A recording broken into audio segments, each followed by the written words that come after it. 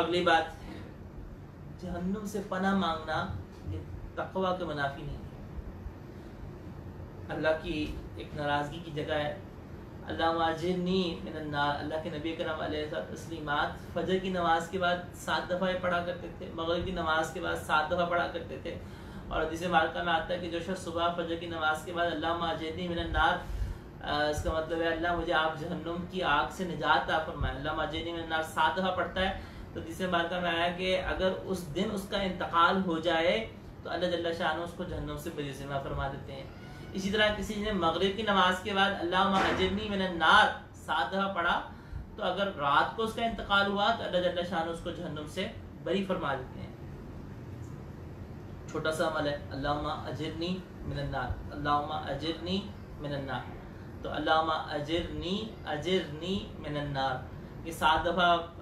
کسی سے بات کیے بغیر جیسے ہی فجر کی نماز پڑھیں تو فوراً ادھر بیٹھے بیٹھے اللہم اجرنی من النار 7 دفعہ پڑھ لیجئے،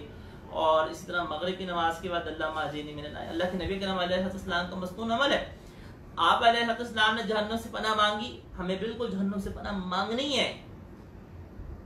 ربنا آتنا فی الدنیا حسنۃ وفی الآخرۃ حسنۃ وقنا عذاب النار، اللہ میں آگ کے عذاب سے بچا،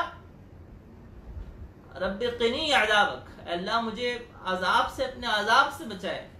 کہ جس دن آپ نے بندوں کو اٹھائیں گے نماز کے بعد۔ اللہ کے نبی کرام علیہ السلام کی مسنون دعاؤں میں سے اس طرح سونے سے پہلے